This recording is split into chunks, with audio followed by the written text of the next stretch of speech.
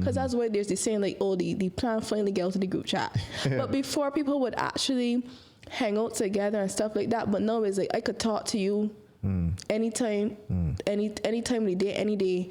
And I don't need to drive all the way down to St. Lucie to talk to you. This is your first time on an interview like this? Yeah. That's cool.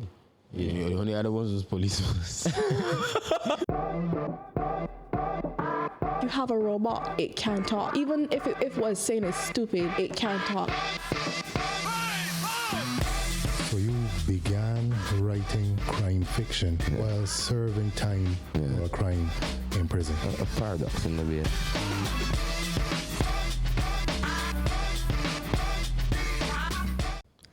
Welcome everyone to another episode of Skilling Me Softly, brought to you by NTI. So today we're going to tackle a very exciting and hot topic of artificial intelligence. So it's not just in Barbados, but everyone in the world is very much focused on this topic.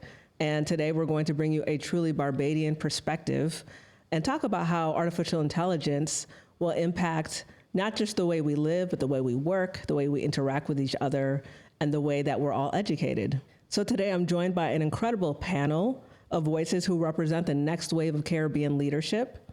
We first have Shannon Clark, who is an award-winning software architect and entrepreneur leading digital transformation across the region. We've got Sashin Brewster, a psychology student leader who has his finger on the pulse of how AI is reshaping education and society. And we're joined by Joelle Level, who is a passionate early childhood education student and youth leader, and she's bringing fresh insight on how technology is shaping learning for the next generation. Okay, so let's get ready for a fun and lively debate. Right. I want to hear everyone just give their authentic opinions about AI. So let's just get started. So firstly, we have all of this talk about AI, but I'd like to know from each one of you, starting with, let's start with Joelle. How is AI actually affecting you right now? Well, I would say that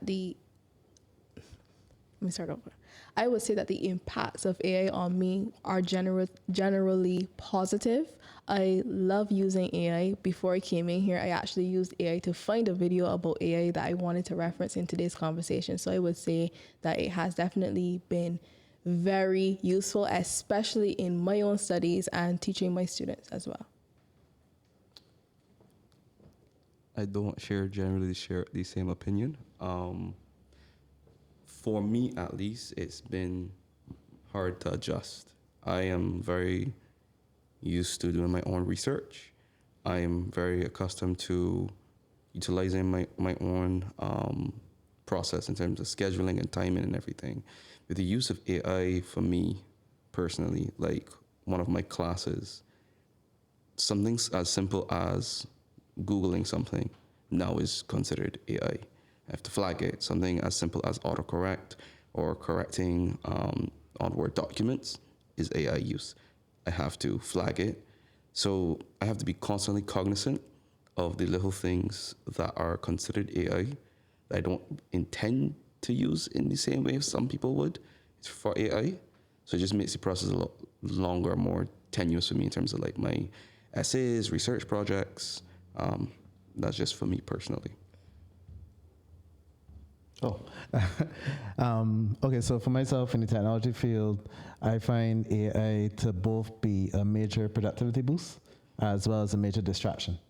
So on one hand, we're seeing the promise and the hype of AI basically being this tool that can literally do everything for me. And based on what we know of AI, if we could get into definitions itself, it's supposed to be able to absorb all the content on the web.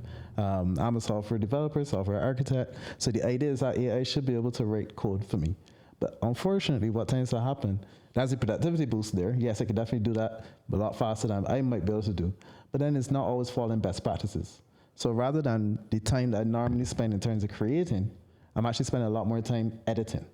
And I find that that's actually because we have outsized expectations of what AI should do.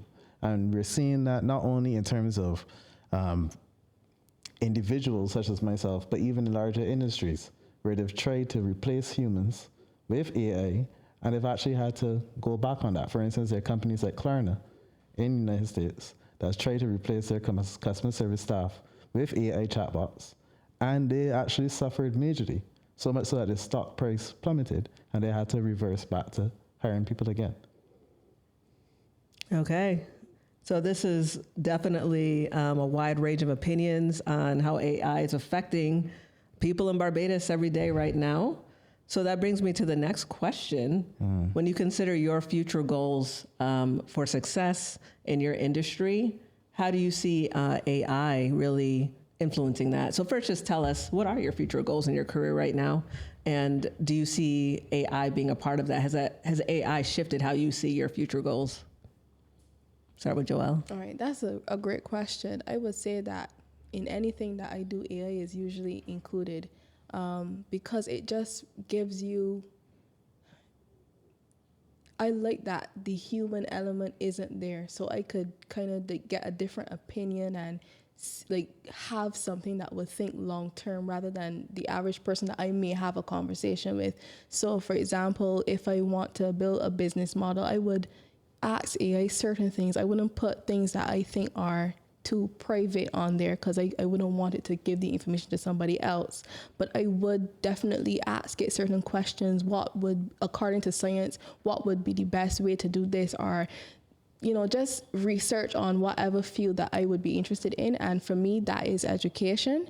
So I would ask them, you know, what should be the pathway towards this particular goal, because I find that in Barbados, research is very hard to conduct. You may be able to find something in terms of the United States or England, but when you are trying to find information in Barbados, it is very difficult to do. And I think that AI makes it a lot easier to plan those goals and figure out where you need to go next.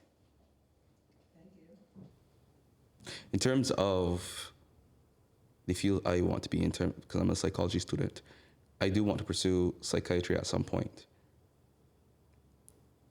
Before I get there, there's the option of forensics. So for me, I have to, you know, pick apart how AI is going to affect both, you know, industries and fields. The most easiest to answer would be psychiatry.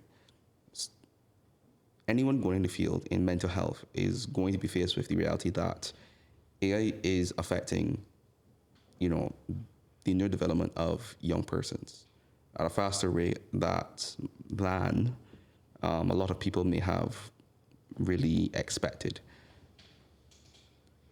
Having to interact with persons in terms of helping them with their mental health, you have to have the wherewithal that you're also going to have to pick apart a lot of the, let's see where they want to use cognitive training, I guess, that AI would have set in, where they would depend on quick answers, solutions right off the bat. You know, mental health solutions are more tenuous and long term. So there's that. Then there's the case of looking at a person's, in terms of forensics, a person's psychological patterns, the way that certain things occur in a society, the psychiatry and behavior of persons in terms of the criminal matters. AI would be useful to help out map those things. So it's a lot of positive, a lot of negatives, but it's going to be hard to really say for certain how it's going to say yay or nay, negative or positive, because it's so new, especially the mental health sector. Psychiatry as a whole is still budding and growing. So I guess it's going to be important to keep our thumb on the pulse on how things turn out and how things affect persons, how AI is utilized across the world, the damages it may have, the implications it may have. It's important for us to keep cognizant of that so that when we do continue to grow and our industry, we're not setting in negative practices. We're not setting in negative behaviors and patterns of, you know, inefficiency, laziness, just all those things that can come about through excessive AI use. So. Okay, yeah, thanks for that. And certainly when it comes to mental health concerns around AI, I do think that's very important to discuss. So we'll come back around to that during our conversation. Yeah. Okay, so Shannon? Yeah, so for myself, I run a software development agency. So if I think in terms of my future plans, as I grow the agency, right now I'm using AI every single day.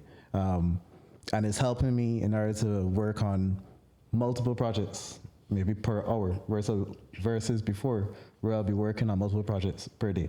The typical way to grow an agency, a services-based agency, is to hire more people. So of course, the idea is that I would like to be able to clone myself. But in order to do that, I need to understand AI as a tool and what it is good at and what it's not so good at. So the truth is that we've had AI for years, almost decades before. If you look at AI itself, a simple definition is that it's really the science of teaching a computer to assess, analyze, and respond in a way that a human would. We've had AI that can take meeting notes, for instance, that can look at a picture and say this is a bird or a hot dog, for instance. What's happened with ChatGPT is that we've had the disruption where we have generative AI, where it can, based on patterns that it has been taught, respond in a human-like fashion or create art similar to patterns I've seen before. What does that mean? That means that if I want to clone myself, the AI is only going to be as good as the patterns that is being shown. So ideally then, that would mean that I would need to be creating my own models. So the AI is only learned based off of what I have learned. But also, it has to be learning as well. And learning the way that I learn as well. One of the challenges that we all know, especially whether we're students or we're professionals, when we have a young hire, we tend to train them in the ways that we would have learned, but also we want to help them to explore new methods as well. We want them to come up with their own techniques. And I think that that's a challenge in terms of business. Unless I want my agency to grow like every other agency around the world using AI, I have to find out where would I be able to differentiate myself. And that's where the human element always comes in. So I think that short answer, I want to clone myself, but the more defined answer is that I want to be able to make sure that when I'm cloning myself using AI, I don't lose that human spark, that spark of creativity and ingenuity. Okay. Well, anyone who knows Shannon would know that he has a great sense of humor, so I'm hoping that his clone is as funny as him. So, we talk about ways that AI can help us in our future endeavors.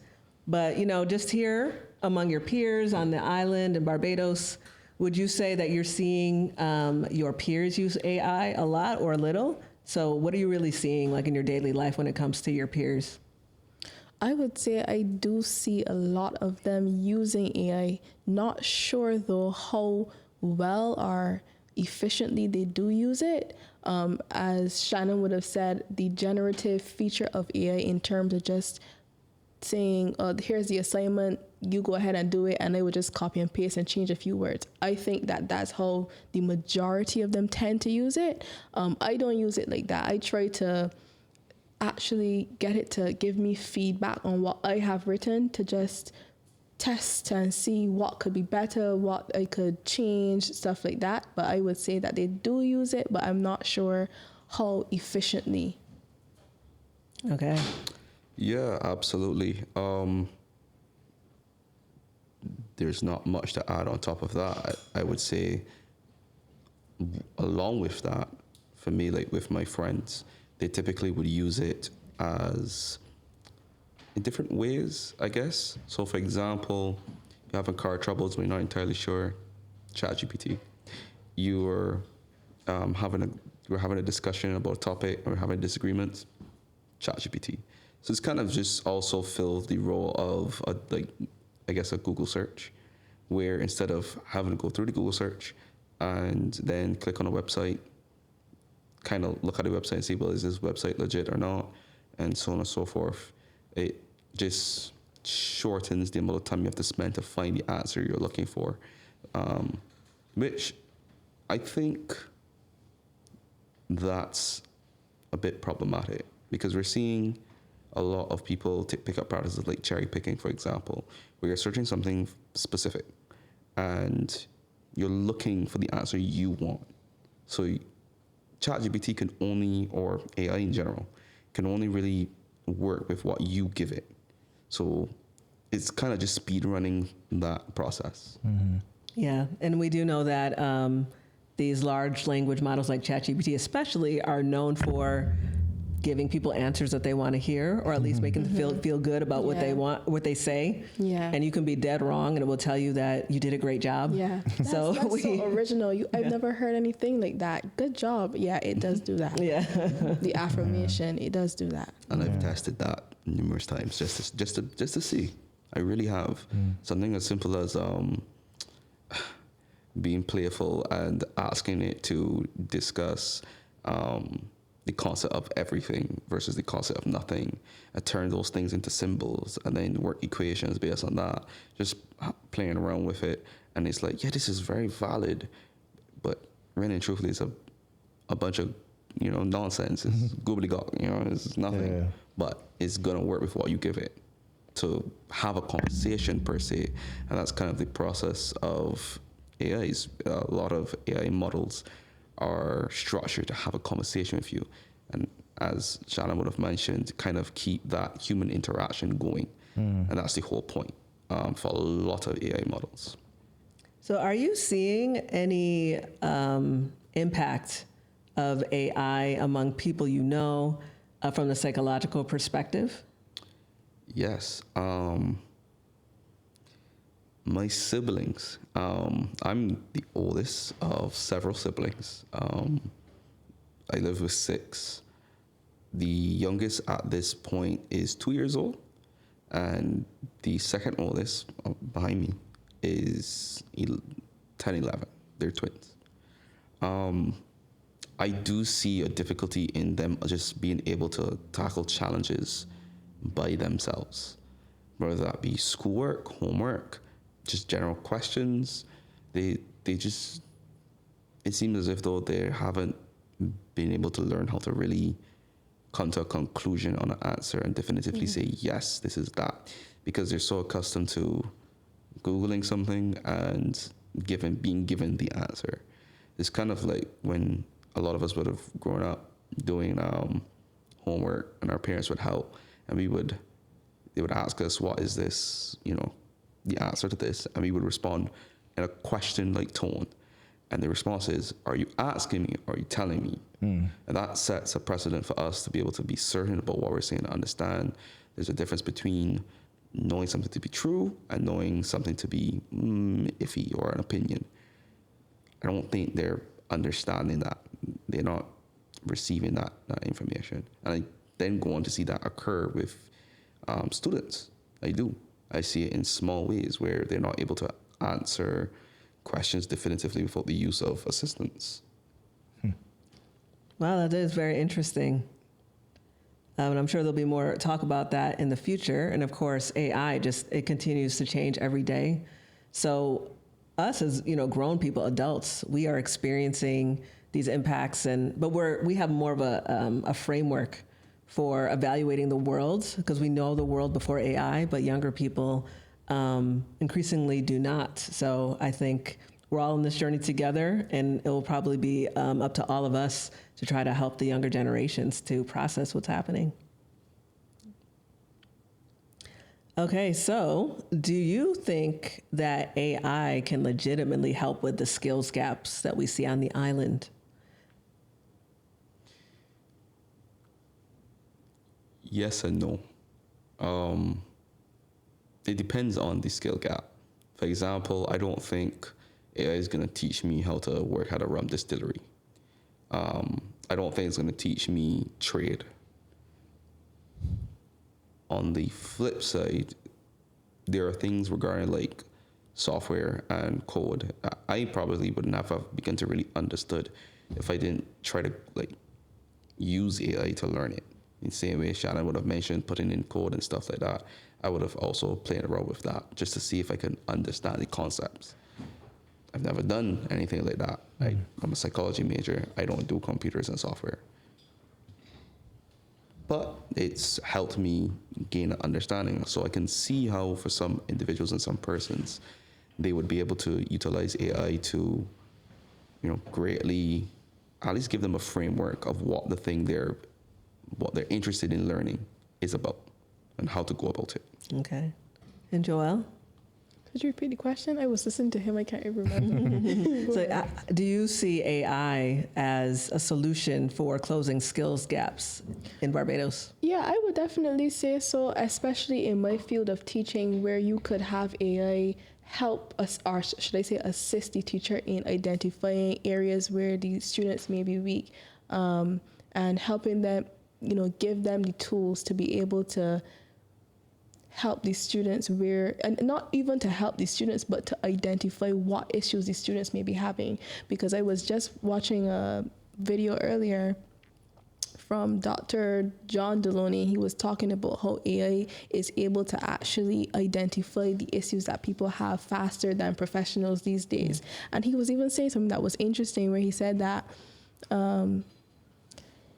just by listening to the tone of voice of the person, it could actually detect if the person is depressed or not. So I was saying that because you have that tool that could help you identify where students may be struggling, and a teacher could be more efficient and figure out what's the issue and what I can do about it. So I would definitely say that having AI in the classroom makes everything a lot easier in terms of identifying issues and just making things more efficient. So I would say education reform is a really big topic right now, and I think with that being said, AI should be included in the classroom in that way. Yeah. And Shannon, do you have any thoughts on that? Oh, I have many. Where do I start? Sorry. The answer is yes, absolutely. I'm actually working on a project with a client right now where, engineering. My background is actually electrical engineering. I transitioned in software development. And just like with medicine, probably also psychology, there's a lot of references you constantly have to make to different reference books, etc. So no 2 projects are ever the same. So on one hand, it's to assist the individual when they're making a design. Okay, well, getting quick feedback in terms of how good is the design, and the AI assessing it, identifying any problems very quickly, etc. The challenge, though, in my opinion, is when persons have the ability to generate a potential solution without foundational knowledge. So then they haven't gone through the process of learning deductive skills, the general problem solving approach, because they're able to use AI, for instance, to, okay, I have a problem set, it could generate me 3 potential solutions. Without foundational knowledge, you have no idea which one is right. And as we've said, AI is very, very overly confident in its answers, and each of those responses are going to seem that, hey, this is right. So only based on your own knowledge, you're going to choose from that. Unfortunately, as an individual, you're not learning. And what you're doing then is that you're literally delegating not just the creation task, but also the thinking process to the AI. And that, in my opinion, is where you can actually get a larger gap. Because right now, it is possible, for instance, you can use AI, ChatGPT, Gemini, anything, to build a basic website, a basic app, in fact, in less than 10 minutes. And it's going to look amazing. We're not going to have any understanding. So when any problems do arise, where then do you go? And I think that AI being used responsibly and effectively should be making us smarter. We're seeing our kids are able to do that by watching YouTube, etc. And AI, in my opinion, should be almost like a second brain, a clone, in fact, that is assisting us in our tasks. But right now, what we have these tools which are literally asking us, trust me, instead of trusting yourself. So we're seeing persons then second guessing their own core knowledge because the AI said something else. And I think that we need to look at it in 3 different levels. One is the creation. The second level above that is the editing, where then, okay, well, I've done something, assess it for me. And then the third level, which in my opinion is the most powerful level, but underutilized level, is the manager. I'm working, I'm creating these tasks and whatnot, and it's then letting me know, okay, is there a more efficient way for me to do things? Is there something else you should be learning, something else that you're not considering? And then if we look at those 3 different levels, then we can then start really assessing how AI can fit in with our education and indeed addressing the skills gap. Can I just add that I really agree with what you said in terms of having the knowledge behind what you're doing. And also, I think Bajans tend to say this thing, like monkey handling gun. I think it's really important to understand the power of AI, understand the limitations, because I will use it with my schoolwork sometimes. As I said, I would write my essay, and then I would put in the rubric, and then I would put in the essay, and I would tell it, grade this based on the requirements.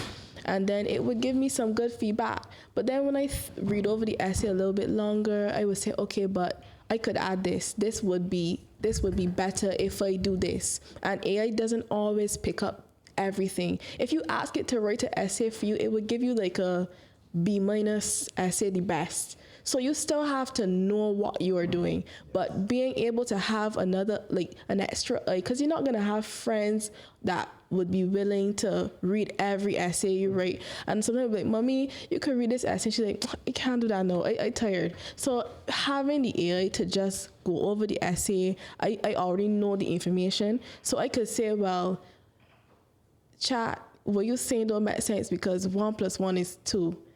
And then chat would tell you, no, 1 + 1 is 3. And because you know already how to add, when you see those mistakes, you could say, well, I know you know what you're talking about. So I know I could trust myself, but I can't trust you in this particular instance. So I think it's all about having the training on how to use it and not just being, not just being like uneducated about it, just going in saying, oh, well, chat could do that, and not really checking over the information. Because even when you ask it to do research, it will give you links that are references that aren't real. And if you don't know how to go back and check these things, you will put it into your schoolwork, and then it will say that it's not a real reference, and then you get caught using ChatGPT or AI. So I think it's about how educated you are on the limitations and the strengths of AI. Yeah, that's very good. I appreciate this discussion. Shannon, I wanted to ask you a little further. So you're an entrepreneur. Mm-hmm. You are a software developer, so clearly you would have an edge in using AI. But what is some advice you would give to aspiring entrepreneurs who are just everyday people? There's a lot. Entrepreneurship is very, very key and very important in Barbados and to a lot of people. And there's a lot of aspiring entrepreneurs. So how do you see AI helping them? Are there, just little simple tips that you can give entrepreneurs in Barbados to utilize AI in ways that would help them? Oh yeah, absolutely. So the first thing when you're building a business, and let me express what that really means. If you're building a business, it means that you're going beyond all of your services or your client services being provided by just you, which means that you're identifying the processes and you're creating repeatable processes through which then you can deliver services and products to your clients. And one of the typical things, traditional things, is that you hire persons to tackle each of those processes. You have, definitely just bookkeeping, for instance. Maybe there's cold calls and whatnot. But I would always, more recently recommend to persons to identify what are the low risk, high value tasks in those processes that you can then delegate. The reason why is because, as we mentioned here already, AI is very good at, I would say, solving that blank page problem, giving you a start. Okay, hey, you want to get something done? You have to create a proposal, for instance. You have the basic information, what the project is, who the client is, and whatnot, rather than spending 30 minutes an hour writing out the proposal itself. Even if you already have a template, give it to AI, it probably does it in less than a minute. Mm-hmm. Low risk, high value. Why is it low risk? Because you can easily step in, spend the additional 5 minutes, and boom, the proposal is as good as ever. Now, once you've done that, then it'll say then you move up the value chain, then higher. You're de-risking your business itself by automating processes one at a time. When I say automating, it's that you can give these tasks over to AI because they're repeatable, and if anything goes wrong, you can easily fix it. So I'll say definitely, for any entrepreneur out there, spend the time to play with all the AI tools out there.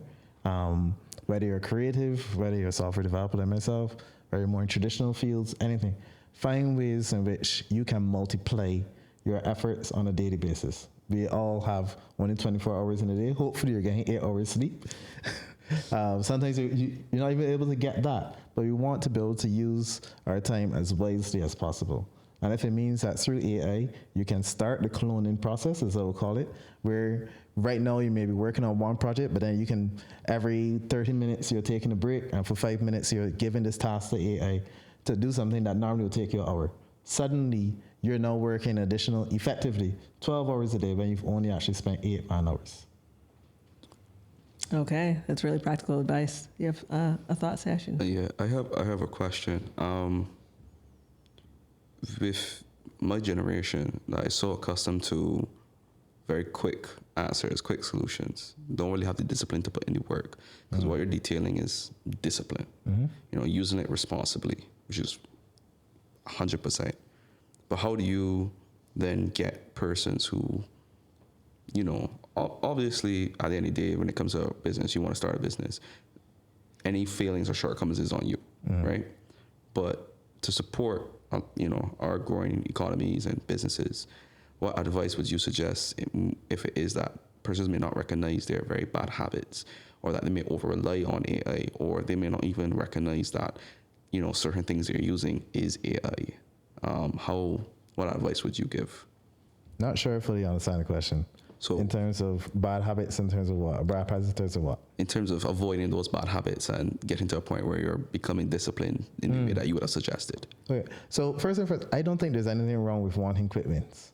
I think the younger generation, they are able to see beyond what my generation may have been able to see. Whereas myself growing up, I may have only known about Africa or Asia from the TV. Some of them have actually visited there.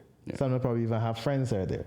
And they can even see live streams of people that are there. So their expectations, not only of themselves, but also of the world and what they can get from the world, are a lot greater. And yes, there is immediate appeal. So there's nothing wrong with wanting quick wins. What I'll say is that don't be afraid to quickly fail as well. So that means then, unlike, I would say, my generation, where we have addiction to perfection, you know, it must be done absolutely right before we even get to the client. That is good. Quality is absolutely necessary. Have that in mind, but also have in mind that I am going to be focused on getting feedback from the customer. So it could be perfect for me, but if I've only built it for myself, but I'm not selling it to myself, right? I'm selling it to the customer. So what was an example? Let's say you want to start selling, it may be clothes, it may be cakes or whatnot. Rather than waiting until you have all your cakes, let's just say, instead of waiting to get each sale, for instance, you can actually just start promoting your product out there to people. Or when you do make a sale, okay, but hey, how do I give out my samples and whatnot? And start getting that feedback from people. Think about what our parents, our forefathers had to do in order to build their business. They had to depend on customers. You know, they didn't focus on getting the social media pages and everything so set up first, get all the likes first. The most important thing was getting out there. What that does, in my opinion, is that then helps you to quickly identify those processes that I was mentioning. Then you know, okay, what are the high value processes? Which ones are low risk? Which ones can I delegate? Which ones can I automate? Which ones do I need to still work on? Because maybe you're a really good salesperson. You can get that sale, but then you struggle in delivery. You're only going to know when you actually try to get that sale. You don't have a business until you have a customer, is what I'll say. So Danita, what is your opinion on AI and its impact in our region? Yeah, so I see AI as really being the paradigm shifting technology of our generation. I really do see it in the big picture as it may perhaps end up setting off really the pinnacle of human creation, human technology. I know that sounds very lofty, but when I think about the just over the course of history, what has impacted civilization.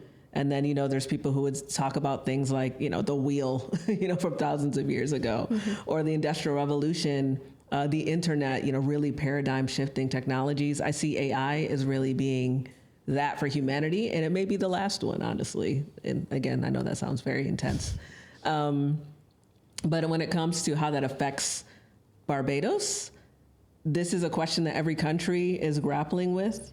Fundamentally, it just impacts so much. You know, the way humans interact with each other, the way that we'll be doing business, how we do commerce in general, our money, how we actually buy and sell information, how we receive information. We see its impact on media. I do think, just from the more immediate perspective, the way that we receive news, we can already see how just the danger and of, let's say, deep fakes, or how we determine what is authentic. You know, when we look at our phones and we see something, how do we know whether it's real or not? That is becoming a much more urgent question globally. So that absolutely affects Barbados. And work, you know, education is prized highly in the Caribbean. So when you have a world where machines can potentially do a lot of work for people, what does that mean, right? So this is also impacts Barbados. When you have where knowledge is really prioritized, you know, what is our place? What becomes the knowledge that is valuable for humans to have versus machines to have? And so I know that a lot of this, so certainly a lot of AI's impact is felt more strongly in North America right now. And then that kind of rolls downhill when it comes to the global South. So Barbados ends up feeling it a little slower, but we will feel it. So we do need to pay attention and prepare however we can. And I do think, and you know, there's a lot to be concerned about, but we should also embrace it. If you know a train is coming, you should get ready to get on the train. So I think that is the attitude that Barbadians should have. Like, yes, there's a lot that we should be concerned about and we'll have to deal with, but we should at least be ready to tackle the problems, to learn as much as we can, to get ahead, and honestly, to make money where you can. Because a lot of people are making money or will be making more money because of AI. And so we should be making money as well. So we're not just feeling the negative impacts, but also being able to experience the positive impacts. Can I jump on that? Sure. It's so interesting because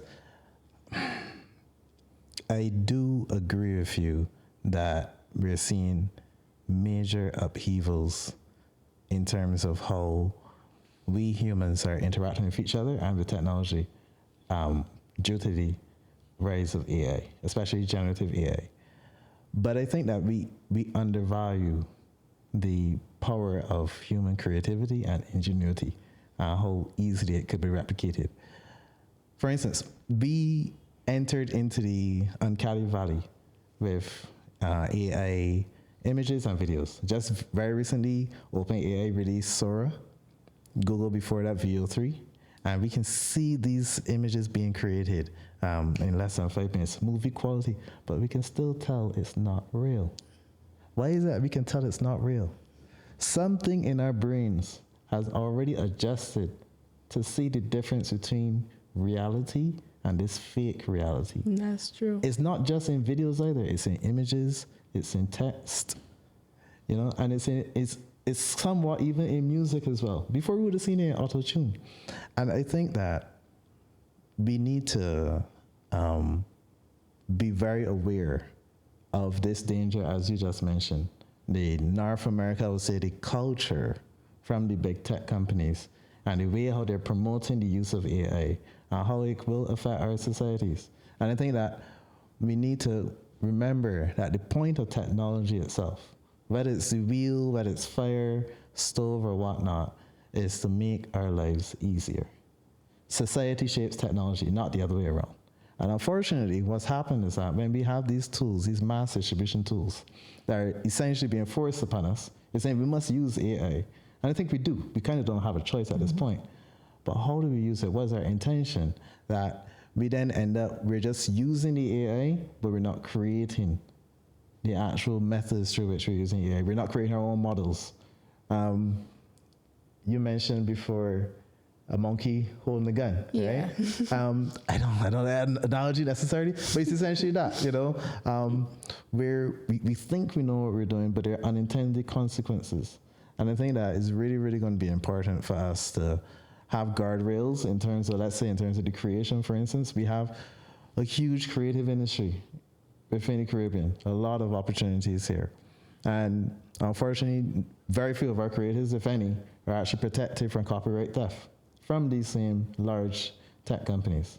They've taken all the IP already, and they're not going to compensate back. So I think that's where regulation comes in, that's where policies come in, but more importantly, that's where us as entrepreneurs, we then need to be looking for ways in which we can then level the playing field, not only for ourselves, but also for those who come after us. We can look to the East for examples as such. We see China, for instance, they're releasing models that are just as good or better than Meta, OpenAI, and Google for free, open source. We need to not only be using the available services from the big tech companies in North America, but also saying, what can we learn from China? Who actually they're using, yes, China has massive resources, but they're also blocked from using the high power technology that North America has. We can use some of that as well. We can learn from them. And I think that's what we need to do. See how do we leverage human creativity, merge it with the artificial intelligence in order to create a new frontier. So I really appreciate what Shannon has just shared. I think it touches on the concept of digital colonialism, which you may have been hearing about in different circles, the idea that people from the outside, because they are owning the technology, are essentially colonizing Barbados and the Caribbean and a lot of the world with their technology, and we're all just kind of being dragged along, and our data is being owned by people outside of the region, and they're really impacting our day-to-day lives. So Shannon is suggesting that we can take ownership, even in Barbados, around how we're using these technologies and even building our own platforms and products around it.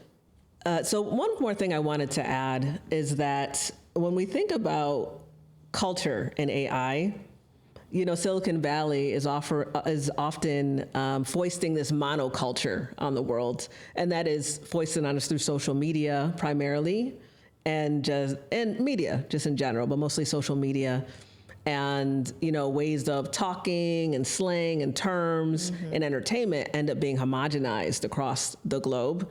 But in the Caribbean and in Barbados too, of course, we tend to be really community oriented. And I often see that as a superpower in the region, that while you have all of these negative aspects about AI that we are concerned about, especially when it comes to young people, that if there's any way that we could maintain our culture, even in the midst of AI, and that's like through language and family and the way we're raised and all of that, that becomes really our strength. So, I would love to hear your thoughts about how we as Barbadians can maintain our own cultural sovereignty in the midst of AI. So, That's a good question. one thing you would have touched on that kind of perked me up was the community statement. A lot of people my age are not very community-based. The Western individualism has become just a mainstay. I do see the community aspects in, previous generations. I definitely do. Like with how my mom interacts with people around the neighborhood, how my dad interacts with people that he knows. Like there's a cultural, very cultural gem of a Leave your door open and you ain't got no problems. Correct, Yeah. but my generation, not so much. We were going to be more in tune with interacting online and interacting with others globally online. So even before AI, for my generation, there would have been, in regards to the community, there's a lot of individualism in my generation. We rather interact online with persons around the world or even within our small circles. And those that are community focused within the wrong kind of cultures. So I'm not sure how much, because even before AI, like this is just a shift that was occurring naturally. due to social media, for example, and the prevalence of social media. I'm not sure how that's going to be, like what is the necessary steps as someone my age to instill community-based, values. Because for me, I try, something like coming on this podcast, at school, I try focusing on bringing people together and being a bit more willing to interact and get on campus and do things together. I try, even outside of my friend group. I really try. But there's only so far that I'm able to do. So I'm not really sure how AI is going to affect that, but I'm leaning on the side of it's probably going to make things worse, because we see it around the world. Young people are now turning away from just online and interacting with persons online to interacting with AI. Yeah. Now, we don't have cases of this in the Caribbean yet, in Barbados yet. Emphasis on yet. But the foundation for something like that occurring is already there. Truth be told, I'm not sure how much my generation really understands the magnitude of something like AI and how much is going to affect them even more. They didn't even understand the magnitude of social media. For a lot of my generation, social media just always was. Mm-hmm. And with my siblings, I'm seeing for them, AI just was. They're just naturally attuned to it. So, yes, on the forefront, the community-based things that we have to keep going along with in terms of AI use. And, not being too concerned, but for the next generation, you have to keep in mind that there's certain things they're going to be able to learn, experience, be taught through AI that is going to be very harmful. Even just the basis of development, their brains developing. Like, AI does negatively impact that. So for us here, we have to keep in mind that we want to support our community, we want to support each other. We want to make sure that going forward, we're not just focused on, yes, the business is going to do well with AI. Yes, schools are going to put things in place. But within the households and families, it's going to be important when we do have our platforms. And I say when, because it's going to happen. We do have our own platforms, our own software and everything, that developers work with mental health professionals. They work with teachers. They work with, even outside of just those specific behavioral fields and education fields, but they work with certain skills and professions, like, for example, the police force. They work with, another good example, in my opinion, would be culinary, something as simple as that, but it's important to work with professionals so that what they know is directly translated, and understanding where the barriers are in the real world occur within AI. So that even though there is the individualism of my generation, you're able to kind of circumvent that. But that comes back to the society to shape technology, right? And you mentioned that we've moved a lot from a community focus to being very individual. Well, in the past, we used to be community focused just as a matter of survival, right? It's just literally a matter of survival. Very few people have a fridge, for instance. So neighbor down the road, we keep meeting there now. Maybe when people started to work and whatnot, some of the kids at home, you leave your door open so that, so-and-so across the road could keep an eye on the kids, for instance. You left your door open because, okay, my neighbor may want to come in to borrow something from me. I may want to go over there to borrow something from them. I think you raised a really, really important point, and we need to think about why have we been making a shift away. Maybe it's because we've been focused way too much on individual benefit rather than collective benefit. And then we need to think about what does it really mean when we say pride in industry? Do we have too much pride, not enough industry? or is there less focus on industry versus pride? Pride is something that we tend to take on individual basis. Then we start to compare with, man, well, he got this and I ain't got that. You know, man, he feel he better than me. But what it should mean, and I think that we do have to redefine it. We then need to start looking back to the stories of old, the calypsos, the creative works, etc. See, what does this mean to our own cultural identity? We jump up and we have fun. I definitely do. Draw a crop over.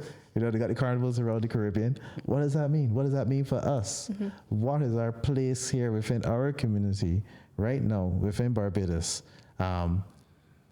When we celebrate crop over, for instance, what does that mean in terms of, are we honoring our forefathers?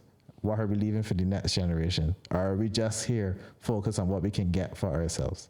I think you make a really good point that if we're just focused individually, then AI is not going to necessarily create the problem, but it's going to make the problem a lot worse. Yeah. Because you can just have this insular focus and you're speaking to something that's going to reinforce your views. An echo chamber. Yeah. Yes, exactly. For instance, if unfortunately someone's using AI as a psychologist for therapy, that's not necessarily going to go well, you know. But on the other hand, I would say that what could be very interesting would be we have storytellers, for instance, we have the calypso competitions and whatnot. And yes, we have the traditional means of competing where you have song, but we could also generate video.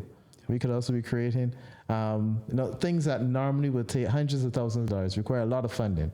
Now we could have a powerful chatbot for a few thousand US. That could do amazing things if we just focus on getting our culture out there and solidifying it in a way that it's recorded, it's digitized, and it's there for the next generation. And I think then people then will be able to say, oh, I see myself in these stories. I see myself in Arrow Barrow. I see myself in any of, like Sarah Angel. I see myself in Rihanna, a true Rags to Riches story. An icon, in my opinion, we don't talk about enough. We talk about her a lot, but in my opinion, not enough. She needs a statue, by the way. But yeah, I think if we focus on that, it's not going to be an easy road. But I think bit by bit, we will start to rebuild the cultural identity that, you're right, it's being lost, not only in your generation, and mine as well. Yeah, those are really good points because as Sachin was saying, I don't think it began with AI. I think it began a long time ago because I don't even know if people still really get together. Like we spend a lot more time talking in group chats than actually hanging out. Because that's why there's this saying the plan finally get out to the group chat. But before people would actually hang out together and stuff like that. But now it's like I could talk to you anytime, any time of the day, any day. And I don't need to drive all the way down to St. Lucie to talk to you. I could talk to you on WhatsApp, on Facebook, and I could talk to you on all the different platforms all at once. So I don't think it's necessarily AI itself. I think it could exacerbate the issue, but I think that the Western culture, as Sachin would have said, with individualism and stuff, that is really the problem. Because even if you look at how people raise their children, there are so many children that are in the daycare system and their parents do not raise them. They like auntie come in this 5 months and then next 5 months or next 5 weeks is somebody totally different. So I think these social skills they're not being nurtured enough, and I think that's the problem. So obviously if you're accustomed to talking to a lot of people and there's nothing really stable going on in your life, you have a robot, it can talk. Even if what's saying is stupid, it can talk, and it will always give you that satisfaction and gratification that humans aren't really willing to give, because we don't really talk that much. We don't talk that much to each other. And if I have a robot that could tell me, oh, Joel, that's such a good idea, you're so brilliant, how many people actually say those things to their friends? And Dr. John Deloney, he was saying that using AI is a form of intellectual pornography, because the same effects you get from watching pornography, the instant gratification is what you get when you get those nice responses. And now it even sounds like the AI is breathing. So it's not like I talking to a robot, I talking to my friend. This is AI. AI knows a lot of things about me that other people, I wouldn't tell other people, because I know it's not judgmental. And I could, tell it whatever. It can give me a nice, Joelle, that's so true. You are so, yes, even though you hate her, that's so valid. It reinforces beliefs that you already had. Sometimes it will tell you, slow down, you're getting a little too crazy. But for the most part, it just reinforces what you say, and it gives you that warmth that humans right now aren't giving each other. So I don't think the issue is AI. I think the issue is just how we have changed as a culture, as Shannon has said. Yeah. Like, there's no more leaving the door open. Nobody can come in here. You know, you actually have to fear for your life, and when you walk the streets, you don't feel safe. Crop over isn't even. That's another discussion for another day. But we had this conversation. It's just different how we interact, and I think that is the issue. The root issue is that from childhood, we are not interacting with the people that we're supposed to interact with. So we just find anything to replace that warmth. Yeah. That's what I think. So I think that people will gravitate to doing what they see work. So for instance, we see, okay, AI, you can do this, you can use ChatGPT and whatnot, so they're going to do that. And I think what's also important is to address the issue, and I don't have the solutions, but to start to address the solution, we need to make the alternative a bit easier. I'll give an example. I'm a software developer. When I first moved to my current apartment, very, very quiet neighborhood, perfect for me. I would go on a run very early, and I'm sure my neighbors never saw me for like 3 months. I never saw them either until one of them decided, you know, like when they were leaving, they just said, hey. And when you start making that connection, then you start making it easy to connect with people. So they brought their social skills to me. And eventually then I became more connected within the neighborhood itself. Right. And now people that would have seen me, who's that random guy that just go run around early in the morning, they don't know my name, I now know theirs. So as an example, when we talk about community and building community, we need to make it easier, the path easier for any of us to set up our own community organizations. And not only set them up, but also make them sustainable and have them run, so that not necessarily that we need to set up a board, we need to have all the meetings and minutes. Maybe we follow those same traditional practices, but it can go a lot smoother. How do we set up systems? Maybe even leveraging AI, for instance, and create examples for other people to follow. So for instance, the boys on the block, I don't really like that term, but let's say the boys on the block, they want to set up some lights by the football field. The traditional things that you have to ask the politician until they get funding in order to set up. Well, how about be set up? Okay, they learn how to use the AI, set up a crowdfunding site. Crowdfunding may have their own legal regulations and whatnot, but the fact of the matter is they could put a bank account number there and we all submit towards it. We have those examples, people will then see the benefit in community activities. And I think that's then how we can start charting the path towards moving away from individual effort towards collective effort and collective benefit. Okay. Well, I think that was a really, really wonderful discussion. Gives us a lot to think about. So I believe just in this discussion altogether, we've highlighted a lot of the opportunities and risks that AI present for Barbados. We don't have all the answers, but I think this is a great starting point just to have the discussions, because AI is here. It's only going to increase. So we all need to at least hear each other out and make sure that everyone's voice can be heard as we're navigating, work, school, and life in this age of AI. So I wanted to end the segment just with some fun questions. The questions I ask, just give like 2 or 3 word answers. So the first one is, if you could go back to university right now, what is a class that you would like to take that you think everyone should want to take? So I'll start with Joelle. Goodness, I can't remember what the course is called. It was a governance course. E-governance. I think everybody should take that course. It was really brilliant. E-governance. So what is that? I know I'm interrupting. Right. So basically, we talk about how technology would interact with governance. Okay. Yeah, that was really interesting with Professor Pearson Brooms. It was really good. Okay. This is a bit of an unpopular opinion, but I think everybody should take a philosophy class at university or BCC. And that's because I think it was important to understand that The entire world has thousands of years of history of values and beliefs and opinions and philosophy. The Caribbean is now starting out really and truthfully. We had a bit of a reset. We have to now create our own and solidify it, word it out, structure it. And I think a lot of people have some beautiful nuggets of wisdom, beautiful pieces of information, beautiful ways of seeing the world that is unique. And I think taking a philosophy class helps persons really put pen to paper, mind to ink. Okay. Thank you. Shannon? So I did electrical engineering at university.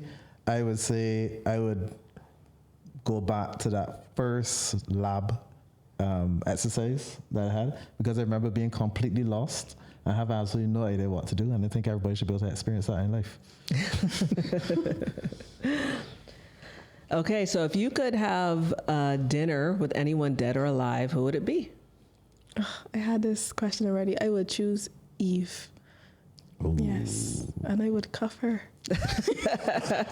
Now we want to know why. Choose her. This is a tough question. I've never thought about this. Dinner with someone dead or alive? I would like to have dinner with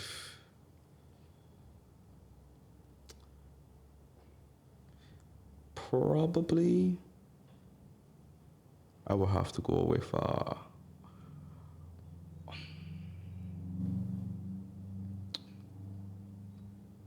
dead or alive.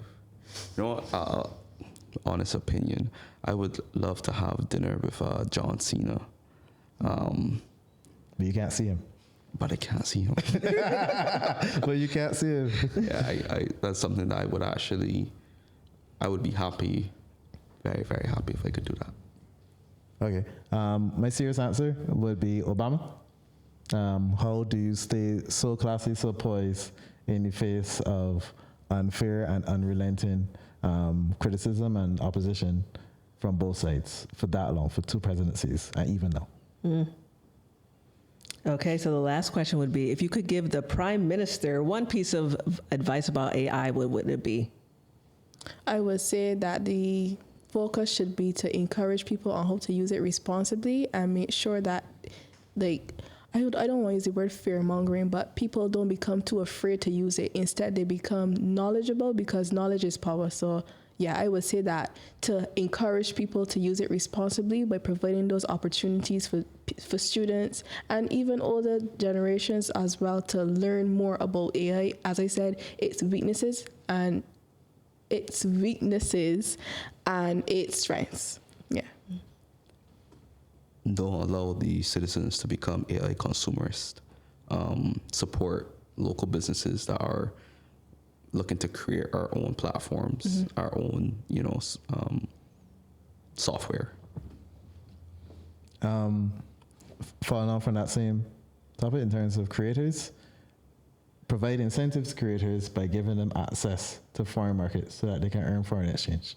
So this is a more general point in terms of not just AI, but also allow entrepreneurs and problem solvers to utilize technology in order to earn foreign exchange without having to go through the current loopholes, whether it's earning foreign exchange from North American markets, African markets, or the East Asian markets. Open up your doors, the economy grows, everybody benefits.